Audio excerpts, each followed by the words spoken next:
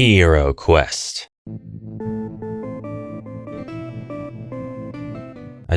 I know what you want, so I just thought I would say that to get you to stay. I'm just kidding. Actually, this episode does have a little bit to do with HeroQuest because one of the things we're going to look at today is created by the creator of HeroQuest. Now, I might use that term a little bit loosely because there were other creative minds involved, but Stephen Baker has gone on to create a crowdfund for a game that we'll be looking at very shortly. I'm Ash, this is AshQuest, and crowdfund game episode. First up, we're looking at Berserk, the board game. This is Kentaro Miura's magnum opus, epic, sweeping, brutal fantasy manga made into a board game format. With Berserk as the shadow of the falcon spreads across the world, blurring the lines between reality and the occult, Guts relentlessly pursues his quest for vengeance. In the struggle against his fate, the Black Swordsman and his colossal blade stand firm time and time again, striking, cutting, and defying the inevitable. Through his wandering, he unexpectedly finds souls willing to follow him in his impossible fight. Shirk, the one young witch with dormant power. Farnes, I don't read Berserk. I have the first volume. I'm going to pronounce these names wrong. Shirka, maybe? Farnesa, Serpico, and Isidro? You'll have to correct me violently in the comments below, but they tread a path together paved with nightmares, facing Guts' sworn enemies and horrific creatures that should not exist. This is, if it looks familiar to you, quite a popular manga. The idea of Dark Souls is rooted in Berserk and pretty much all fantasy horror coming out of the East. The minis are going to look fantastic because if they don't, there will be outrage and there will be riots in the streets. So here's Guy said that, but I'm not really too sure about this Guts mini. Does this look good to you? I don't know. I'm not 100% sold on this rendition of the Guts miniature, and I'm sure it's quite something. Serpico is the skilled duelist joining Guts in his adventure. Calm, calculating swordsman, loyal to his half-sister Farnesa above all else. And here's the witch in training. So these kids are palling around with Guts, which is, to me, one of either the most dangerous things you could possibly do in this universe or one of the most safest things you could do in this universe. She's a noble and former commander of the Holy Iron Chain Knights, once driven by fanaticism. Shaken by her encounters with Guts and the horrors of the world, she confronts her weaknesses and begins a painful journey of self-discovery. And Shirka, the witch of the spirit tree, a quiet but gifted witch trained by the wise Flora in the ways of the astral world. There's Isidro, the cheeky swordsman. What, these bunch of kids? We've got some other miniatures coming here, the evil dudes. Zod, the Zod apostle version, I suppose. Grunbeld, who looks really cool. Grunbeld Apostle, I'm guessing that these guys transform and have transformations for their boss faces. Kundalini, the serpentine being made of water and summoned by Daiba to fight Guts, is sometimes seen as divine, as he's the most powerful of the Pishacha. Ganishka, this guy, look at him, he is awesome. This is an awesome sculpt. Look at how his mustache and beard have teeth. You can't get cooler than that. That's cool. Slan, this is mature content. One of the 5 god hands, her female form with bat wings, dooms many men, but she is most interested in Guts after the eclipse, tormenting him by materializing in the Qliphoth through troll entrails. So Berserk is going to be a game for 1 to 5 players, 18 and up. A session is expected to take around 90 minutes. You can follow this campaign. It's going on in the future, but you can follow it now, and you can do voting, and you can participate in community activities such as voting for pips or slashes on the dice. It's worth noting, and I probably should have brought this up, that this is from Monolith Board Games, so if you felt wronged during their handling of the HeroQuest campaign, or you just can't stand slow times or anything like that, it's worth taking into consideration, but it does support stretch pay. Berserk is really badass, and this miniature right here, which they did not showcase down below, this is Guts in his Black Knight form. This looks way cooler than the other miniature they showed, so I think that there's a lot of information that they could have shown, but they're going to show it. I have no doubt about that, and that'll start in October. Link will be in the description below. I just clicked on this because it was linked from the Berserk page. I didn't plan on doing any coverage of this, so we're gonna go in blind and look at this together. But this is Bloodwork from IDG, iDemo Games. It's a dark fantasy RPG board game for 1 to 4 players with deep character customization, unique enemy AI mechanics, and a rewarding and infinitely replayable campaign. This looks to be following a theme, this video, because the games that I did plan on talking about are similar to this and to Berserk in theme. This looks entirely different from almost any game that I've ever played in that I can't discern tiles. Oh no, they're there. There are tiles there. They are very hard to see. They're very faint, but there are tiles on this board. So it's different and new in that the tiles are very much hidden, at least in this prototype imagery. But look at this scenery. It looks like we have a bit of a skirmish going on here. So this really might be more of a skirmish type game. Dark fantasy RPG adventure. It looks like it would take up a lot of table space. We've got a lot of spots for cards, the hero boards. The board itself looks decently large, which I can appreciate.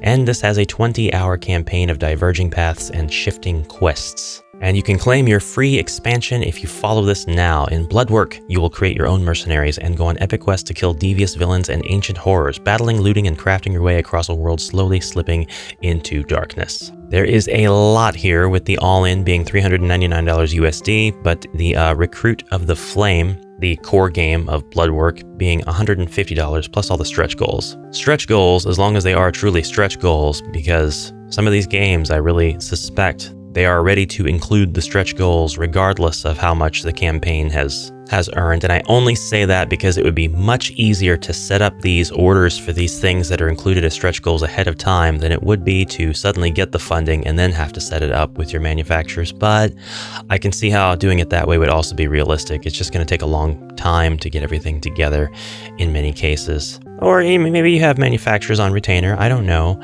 I can't really be arsed to look closely enough at this stuff and see if the imagery is AI generated. To some of you, that's probably not going to matter. To me, it matters enough that that would be just an automatic no. But the miniatures look fantastic.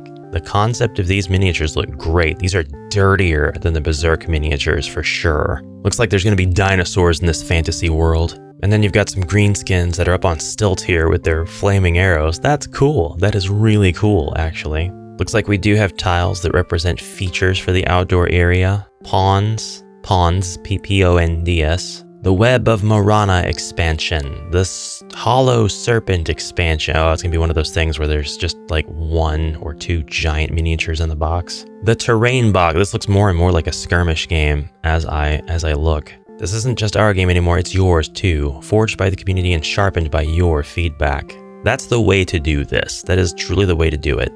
Bloodwork will be linked in the description below. Now, I've referenced Diablo, or at least one of the projects has, so it would be remiss of me not to mention Glass Cannon Unplugged's Diablo, the role-playing game crowdfund, which you can follow right now. The campaign itself hasn't launched yet.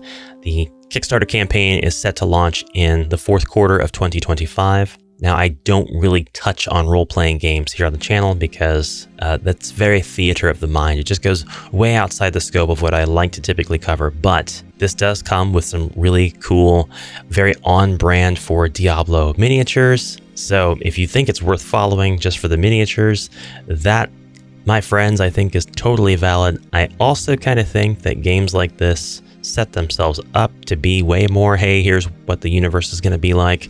Here's a peek at the combat. This isn't quite doing that. I mean, it is doing that, but it's talking about stuff that TTRPGs don't normally talk about. So I'm kind of wondering if it will have more of a visual presence and more tactile of a format than typical TTRPGs. It's kind of a silly thing to say, isn't it? Because all TTRPGs are tactile, right? But I'm wondering if this is going to be just a teensy bit less theater of the mind. Maybe it will have a bit of a dungeon crawl board game presentation, and it's just not selling it. We'll see when Diablo, the role-playing game, comes out in Q4 of this year. For our next game, we're going straight to hell. It's Hell Legends by Hodari Spiele, a dungeon crawler cooperative for 1 to 4 heroes in a world where hellfire and lava reign supreme. Inspired by legendary games like Diablo and crafted for adult players, you can actually back this project now. It is in late pledge, and it is GameFound exclusive, which means it's not going to be a retail option. Look at those beautiful, beautiful character boards or campaign. I'm not really sure what these are, but I'm assuming they're character boards because they're showing one with each character miniature.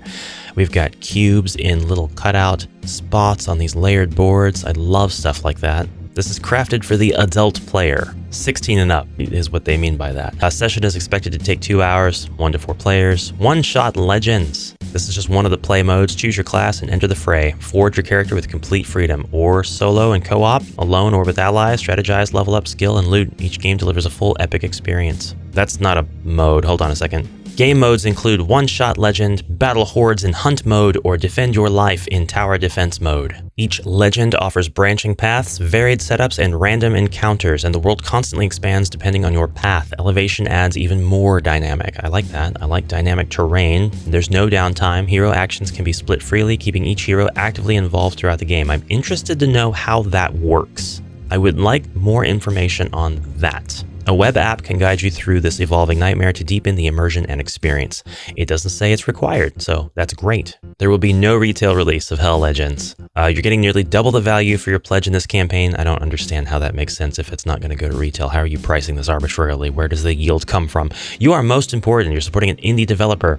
Without you, there will be no game. We know that. It looks like you can check this out on the Dice Tower. The biggest bundle for Hell Legends is 370 euros. It includes the monster miniatures. That's interesting. But if you don't want to spend that much and you just want to jump into the base game, the core game is 115 euros. For 60 more euros, you're getting the Hero and Monster expansion. And by that, I mean the Hero expansion and the Monster expansion. They're two different expansions. The Scenery Miniature Pack comes with a couple of these, as well as the Extra Dice Pack. It looks like there's quite a few variable dice that come with this. A check and cross die. Metal coins, the Neoprene set, the acrylic monster standees for the core box and for the monster expansion. The monster miniature box is going to replace all of those standees, I reckon. Yeah, here we go. And here's some examples of some of the miniatures that come with this. They are not what I would call clean, which is a good thing. I like rough details in my fantasy and horror miniatures. Really digging this hell beast right here. I think this guy looks really cool. The zombies are pretty neat. This guy looks more terrifying than any abominable snowman. He's an abominable lava man. Love it. We have scantily clad ladies whose hairstyles conveniently protect their modesty. Strigoi-like bat people with 4 wings. Science said they couldn't fly. And then this terrifying mass of pods with these ironically adorable bat baby heads popping out of pods to shriek at you. Feed me! If that was supposed to be scary, that is actually hilarious and cute, but whatever. The Wraith multicolored miniature for the Hero expansion. Storage upgrade with tray lids. That's an upgrade? Wait a minute. What do you mean upgrade? Hopefully you have a storage solution built into the boxes, and that's just a better way to do it if you're trying to combine everything. Plastic elevation right here. These are just renderings, so this stuff could change at any moment, at any time. There's a lot that comes with this one. This page goes on and on and on. This is an example of what the gameplay might look like. It's 3D gaming, so you've got your lava tile here, your entrance tile perhaps, and then you've got 3D elevations. We see a bridge crossing over the lava at the actual lower level, combining the 2 rooms that are elevated, and then we see another elevation on top of our first elevation. Elevation is measured in levels and never breaks line of sight. Having the high ground provides attack bonuses for each elevation level between attacker and target. Elevation is also crucial to monsters' target priority. It goes on and on. That's actually really, really neat. I'm pretty sure the art is generated, which is a huge disappointment because this looks like such an ambitious project, but it looks like all of the funds that were saved from generating slop went to the awesome 3D miniatures. The Sorceress miniature here in particular is very pretty. But this Blood Reaver jumping away from this wall, this is really cool too. I love that you can see her teeth in the mini. There are others like the Shapeshifter, the Shadow Blade, the Paladin, the Death Knight. And we've got some size estimations on the miniatures as well. That's all the time we have for Hell, so let's go into something a little bit different. This is Enormity, and you can late pledge for this game. One of my kind viewers commented about how they had sunk quite a bit of money into Enormity. Now, this is a little bit of a different flavor than my usual fare. This is a dungeon crawler board game for 1 to 4 players, offering modular campaigns and epic boss battles in an infinitely replayable sci-fi world. Explore, extract, survive. 1 to 4 players, ages 14 and up, 60 to 90 minutes per session, and 3+ campaigns, hundreds of hours of content. Explore a mysterious spaceship navigating toward an unknown destination, face monstrous aliens intruders, unravel horrific secrets, and survive. Enormity, a seamless open-world cooperative science fiction dungeon crawler, engulf in dark, mature storytelling, engrossing tactical combat, and endless exploration, wrapped in hundreds of hours of scripted and emergent gameplay. Enormity blurs the lines between legacy board games, narrative tabletop RPGs, and roguelite video games, setting a new standard for adventure board gaming. The Breaching Mothman would be a Kickstarter exclusive alternative sculpt miniature that is a cosmetic gift and doesn't include any new gameplay. But you can back now to get all the unlocked content. And there are 34 stretch goals and 73 stretch goal miniatures. This is a huge, huge, huge thing. It's easy to get into, it's quick-paced, simple but elegant, dungeon crawler with easy-to-learn rules, pick-up-and-play gameplay, fast setup, and teardown time. All of that being very, very important to me. Setting up a single session takes less than 5 minutes, and you can transition into a campaign whenever you like or not at all. Dark hard lore, mysticism, technology, Lovecraftian. This is space horror, and it allows for true modular play through custom and roguelike campaigns. Modular and scalable, making it endlessly replayable. These are all fantastic buzzwords. What does the game actually look like? What do the minis look like? It looks like you can get the standard box and get standees, or you can get the special edition telescopic box to get the miniature versions of those standees. And they're 1-to-1 the same. You'd be getting the 51 miniatures, the 6 spacers miniatures. I don't know what they mean by spacers. 5 large boss intruder miniatures and 40+ intruder miniatures. 40, oh, okay. The 51 is the total. There are 51+ miniatures, comprised of 6+ spacers, that must be like your heroes, 5+ large boss intruders, and 40+ intruders, which should be your bad guys. Each version provides 4 narrative campaigns: The Dark Side of the Sun, Assimilation, Black Compromat, and The 3 Laws of Heresy. The Dead Universe pledge was $921. That is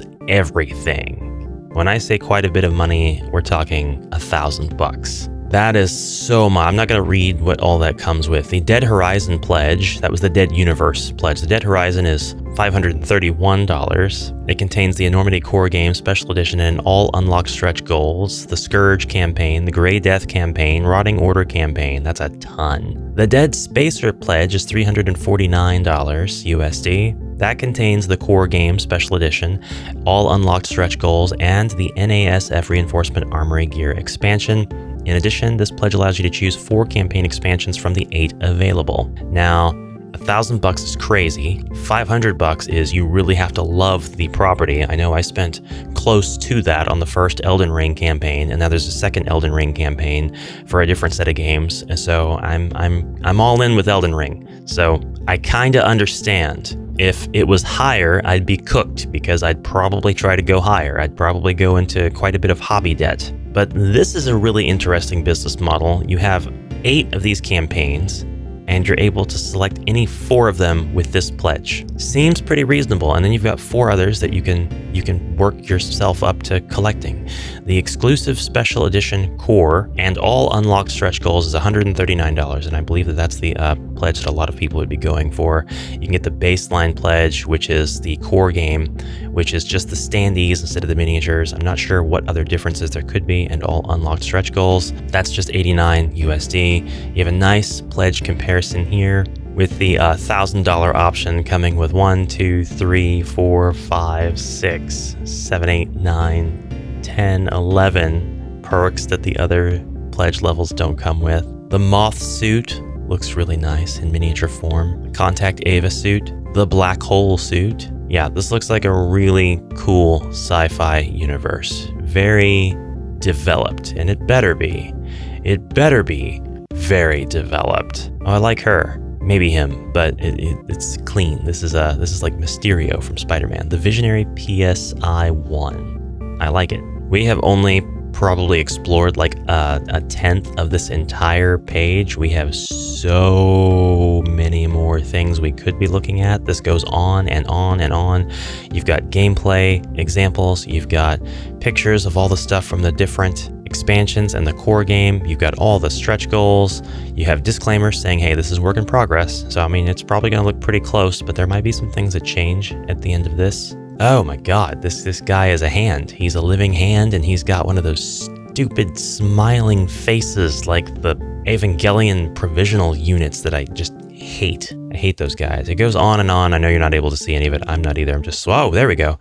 Hey, check that guy out. Oh, he stepped on a Lego. I make that exact same face. Some glamour shots of some of these looking fantastic. I bet they look awesome with the right paint job. This thing, it's very clear that some of these people who went into space did not make it. They did not maintain the structural integrity of their bodies or their minds or maybe their souls. The HD11 spider loader, which is called the Breacher, this thing is just so cool. It's so cool. I don't have a lot of, oh god, that thing's called Grin? Digit Zune Nigru. I don't like Grin. Do not like. Kind of has a Feed Me Seymour vibe. Green Praetorians, there's that giant hand, yeah, coming out. That is so funky. That's nuts. Really like that. Seems like Elden Ring in space, actually. This is very FromSoft coded. From Software vibes for sure. The Senator. He's from Pan's Labyrinth, I'm pretty sure. Yeah, it's that guy. The Torched. Oh, I bet paint would just make this fire, no pun intended. Let's go into the last game that I want to look at. And before we depart for that, I just want to say, prepare yourself for a culture shock, because we're stepping out of horror. We're stepping out of grim, dark, nasty, evil, hellish. We're getting out of all that. We're returning to a simpler time where Stephen Baker envisioned a game. People around a table having fun. Not a game like Life or Monopoly, not a game like chess or checkers, but a game with finely detailed miniatures that allowed you to move along a board that had shapely tiles, and you'd roll dice in order to engage in actions like combat. And I'm talking about Saurozoic Warriors Arena, the battle game. This is launching soon on Kickstarter. This is from Boss Fight Studios, and you can follow it. I'll have links to this as well as everything else down below. This is created by Stephen Baker. You compete as dino gladiators in this colorful board game of fast tactical combat with frenzied dice rolling action. As you can see, we are dealing with hex grids, we are dealing with some 3D terrain, and then we've got awesome dinosaur humanoid warriors. Saurozoic Warriors Arena Battle Game is a game for 2 to 4 players that should take about 45 minutes, ages 8 and up. You know it's going to be simple, you know it's going to be clean. Master your dice, battle for glory, conquer the arena. You'll combine brute strength and cunning strategy to be the last dino standing in a dangerous arena. Every gladiator has a unique deck of actions that they can trigger to earn glory and gain the adoration of the watching crowd. Now, we don't have a whole lot of information on the launch page. It's actually its own website, arena.bossfightstudios.com. After the campaign launches properly, I'm sure we'll be brought to a more traditional crowdfund page upon clicking that link to follow. But you see, we do have combat dice. It looks like we have 6 distinct different faces on the dice. It is a roll to attack. You do have cards that will define some abilities you are able to perform. Some of those abilities include High Five Fan, Discount Potion Vendor, Lucky Gambler, Go Big or Go Home, bold actions gain glory in the arena, entertain fans to unlock your true potential in combat. Risk Rumble and Eruption, risk it all for glory. Built on an active volcano, the arena can erupt at any moment, but glory awaits those gladiators brave enough to claim the summit. Meet our gladiators. Maybe you'll find your favorite dinosaur in these 4. Marosis, an unstoppable force on the battlefield. Mar shrugs off damage that would put other dinos in the dirt. Triax Skyver, a master tactician. Triax utilizes his horns along with an arsenal of weapons to skewer the competition. Javix Mosa, an underhanded warrior seeking victory at any cost. Javik immobilizes opponents before beating them senseless. He's a Retiarius. He's got the trident and the net. He's a Retiarius. And Range Brachion. Shaking the whole arena as he stomps into battle, Range cleaves a swath of destruction wherever he goes. I know the Retiarius because this is my favorite gladiator type. I actually don't know what the other ones are called. I learned it once, but I learned the list so that I could refer to the Retiarius. So forgive me for that one. Fast battling gameplay, roll unique dice combos to activate action cards. No game is the same. Each gladiator features unique tactical abilities for variety play. Glory gifted ultimates. Win the crowd's favor to collect powerful fan cards. Every row of arena seats you fill unlocks a unique apex skill, evolving you into the ultimate dino. The campaign is launching soon. Again, link will be in the description below. It doesn't seem like a whole lot is here. It's very straightforward, but here's the team. Boss Fight Studio and board game design legend Stephen Baker. The man, the myth, the hero, the quest giver. Oh, and he also made Space Crusade and Battle Masters. We can't forget that. Here he is pictured with Boss Fight Studios. Doesn't this guy look suspiciously like Bardic Broadcasts? Like, is that where Bardic disappeared to? He became a board game maker so he could make board games with Stephen Baker? That wasn't supposed to rhyme. I've reserved my invite out of all this stuff. I'm not sure what looks coolest or what appeals to me the most. And yes, I mean that with all sincerity, weighing a very 90s cartoon style dinosaur humanoid skirmish game on a hex grid with very toy-like properties versus a dive into literal hell with 3D landscapes, bridges over lava, and terrifying miniatures. Both of these things appeal to me greatly. That's kind of me in a nutshell, really. What are you most looking forward to? Did you like this video? Do you like this series? How do you think it's going? Comment down below, please, because it helps me out a ton. That good old YouTube algorithm is being very punishing lately, I guess because I'm sidestepping my normal content. But I have to do something to entertain myself between HeroQuest releases. So let me know and I'll see you in the next exciting adventure. Until then, brave heroes, thank you so much for your kind attention. I'll be off for now. Have a fantastic rest of your day. Onward.